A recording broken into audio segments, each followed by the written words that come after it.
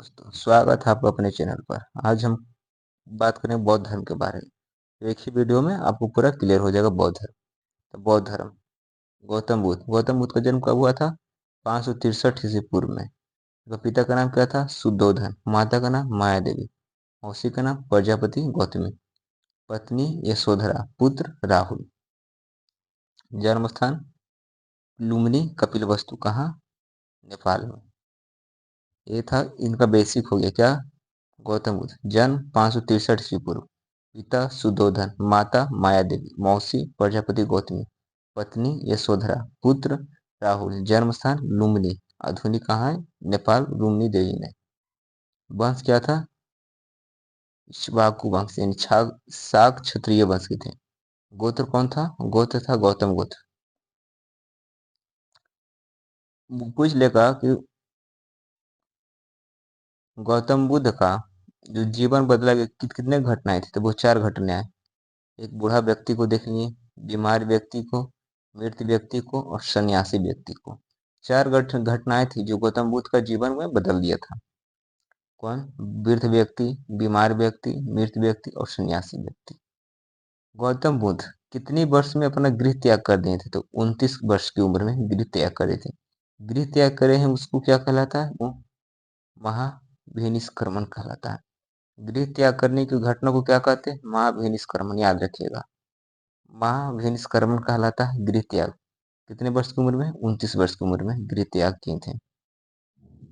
बुद्ध ने मध्यम मार्ग को प्रतिपादन किया था। बुद्ध ने कौन सा मार्ग को प्रतिपादन किया था? मध्यम मार्ग को। बुद्ध उरेवला चले गए, वहां निरंजना नदी के तट गए। पीपल वृक्ष के नीचे ज्ञान की प्राप्ति हुआ। कहाँ? बोध गया में। अब सिद्धार्थ गौतम बुद्ध वस्साक मुनि के नाम से प्रसिद्ध हैं। जिससे उनको ज्ञान की प्राप्ति हो गई तो उनका नाम सिद्धार्थ हुआ, उनका नाम हो गया गौतम बुद्ध। वस्साक मुनि के नाम से वो प्रसिद्ध हो गए। सारनाथ में कौंडिन्य एवं अन्य ब्राह्मणों को पहला उपदेश दिया। पूछ लेगा पहला उपदेश गौतम बुद्ध ने कहाँ दिया था? तो सारनाथ में। पहला उपदेश को क्या कहा जाता है? धर्म चक्र प्रवर्तन। धर्म चक्र प्रवर्तन कहाँ दी हुआ था? सारनाथ में। सारनाथ में पहला उपदेश है। सर्वाधिक उपदेश कहाँ दिए थे? श्रावस्ती में। श्रावस्ती में। कहाँ दिए थे सर्वाधिक उपदेश? श्रावस्ती में। पहला उपदेश सारनाथ में। जो सारनाथ में पहला उपदेश दिया इसको क्या बोलता है? धर्म चक्र परिवर्तन कहा जाता है। सर्वाधिक उपदेश श्रावस्ती में। उनका 2 प्रिय शिष्य था, पहला अनंत, दूसरा उपाली। पहला अनंत, दूसरा उपाली। अनंत था प्रिय शिष्य, उपाली था प्रमुख शिष्य। अनंत के कहने पर भगवान बुद्ध ने महिलाओं को संघ में प्रवेश किया। पूछ लेगा किसके कहने पर भगवान बुद्ध ने महिलाओं को संघ में प्रवेश किया था? अनंत। प्रजापति गौतमी पहली बिछुनी थी। प्रजापति गौतमी पहली बिछुनी थी। 483 ईसा पूर्व में गौतम बुद्ध की मृत्यु हो गई। कहाँ? कुशीनगर में। कुशीनगर चाहे कुशीनारा कहाँ? यूपी में है।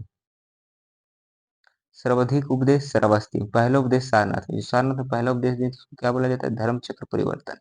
ज्ञान की प्राप्ति महाभिनिष्क्रमण कहलाता है। 29 वर्ष की उम्र में घर छोड़ दिए थे। अब आगे चलते हैं। भगवान बुद्ध के प्रतीक थे हाथी यानी सफेद हाथी। सफेद हाथी में भगवान बुद्ध की गर्भस्थ होने के प्रतीक। सांड या कमल जन्म का प्रतीक था। घोड़ा गृह त्याग का प्रतीक था। बोधि वृक्ष या पीपल ज्ञान के प्रतीक। पदचिन्ह निर्वाण का प्रतीक। स्तूप मृत्यु का प्रतीक। स्तूप मृत्यु का प्रतीक। 35 वर्ष की अवस्था में गौतम बुद्ध को बोध गया के निरंजना नदी के तट पर पीपल वृक्ष के नीचे ज्ञान की प्राप्ति हुई। 29 वर्ष की उम्र में गृह त्याग कर दिए थे और 35 वर्ष की उम्र में इनको ज्ञान की प्राप्ति हो गया था। कहाँ? बोध गया में। इनका 4 कुछ आर्य सत्य था। पहला दुख, दुख का कारण, दुख का निवारण, दुख निवारण का मार्ग। कितना आर्य सत्य इनका था? 4 था बुद्ध में।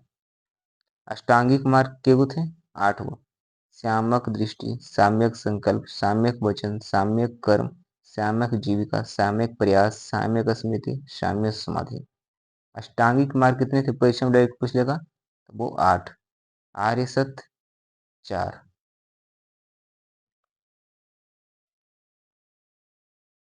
कार्य या कारण सिद्धांत क्या था? ऐसा होने पर वैसा होना, मतलब दुख का कारण इसका विद्या बताता है।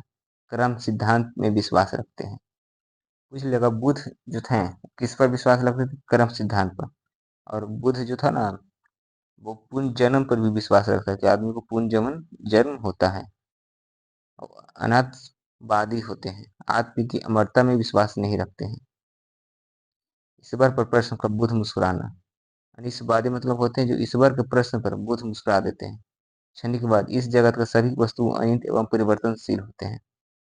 आम्रपाली वैशाली में भी बौद्ध संघ को सम्मिलित की गई थी। इनका चलते हैं, देखिए। निर्वाण, निर्वाण का शाब्दिक अर्थ होता है दीपक या विज्ञान का बुझ जाना, मतलब खत्म। भगवान बुद्ध का निर्वाण की अवस्था का उल्लेख नहीं किया गया है। पूछ लेगा बौद्ध संगीति कितना हुआ था, तो 4। राजगीर, वैशाली, पाटलिपुत्र और कश्मीर कुंडलवन। राजगीर, वैशाली, पाटलिपुत्र, कश्मीर या कुंडलवन। पहला कौन किया था, अजातशत्रु। दूसरा कालाशोक, तीसरा अशोक, चौथा कनिष्क। इनके अध्यक्ष कौन थे, पहला का अध्यक्ष महाकश्यप, दूसरा का अध्यक्ष सावकमीर, तीसरा का अध्यक्ष मोगलीपुत्र, चौथा अश्वघोष और वासुमित्र। अश्वघोष और वासुमित्र थे। जो प्रथम संगति हुआ था उसमें 2 पुस्तकों ग्रंथ लिखे गए थे, सूत पिटक और विनय पिटक। सूत पिटक में क्या था, भगवान बुद्ध का जीवन, उपदेश, शिक्षाएं तथा बौद्ध धर्म की जानकारी मिलती सूत पिटक से। इसके खुदक निकाय, इसका जो खुदक निकाय है ना, जो बुद्ध का पूर्व जन्म की कथा यानी जातक मिलती, इसकी रचना आनंद ने की थी।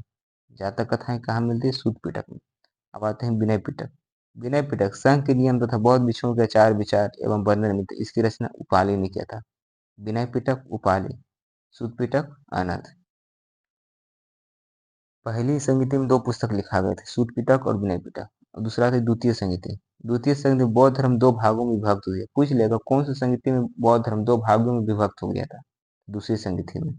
स्थापित तथा महासांघिक 2 भागों में विभक्त हो गया था। अब तृतीय संहिता, तृतीय संहिता से तीसरे पिटक भी कह सकते हैं। अभिधम्म पिटक की रचना की गई थी। अभिधम्म पिटक की रचना किसमें किया गया था, तृतीय संहिता। पहला संहिता में सूत पिटक और विनय पिटक है, तृतीय संहिता में अभिधम्म पिटक, दूसरे संहिता में बौद्ध धर्म 2 भागों में विभक्त हो गया।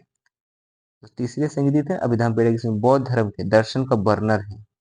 संयुक्त रूप से सूत, विनय, अभिधम्म पिटक के त्रिपिटक को कहा जाता है, तीनों को मिला के। अभिधम्म पिटक की रचना मोगलीपुत्र तीस ने की थी। चतुर्थ संगति पर आते, चतुर्थ संगति बौद्ध धर्म को 2 भागों में विभक्त हो गया। हीनयान यानी छोटी गाड़ी, महायान यानी बड़ी गाड़ी। हीन और महायान भी कई शाखाओं में विभक्त हो गया। इसे देखिए, हीनयान, हीनयान में स्वतांत्रिक और वैशाखिक। स्वतांत्रिक का कौन था, कुमारलब्ध और वसुमित्र, हीनयान का था। और महायान शून्यवाद और योगाचार्य। शून्यवाद का कौन थे, नागार्जुन, और योगाचार्य का मैत्रेयनाथ। नागार्जुन को भारत का आइंस्टीन कहा जाता है। अंतिम लक्ष्य निर्वाण था। अर्थ क्या होता है, बुझ जाना। मैत्रेय, पूछा गया बहुत बार क्वेश्चन। मैत्रेय, भविष्य का बुद्ध किसे कहा जाता है, मैत्रेय। तो मैत्रेय किसका पाठ था, तो मैत्रेय महायान का पाठ था। बुद्ध ने पंचशील का सिद्धांत दिया था। बुद्ध ने पंचशील का सिद्धांत दिया।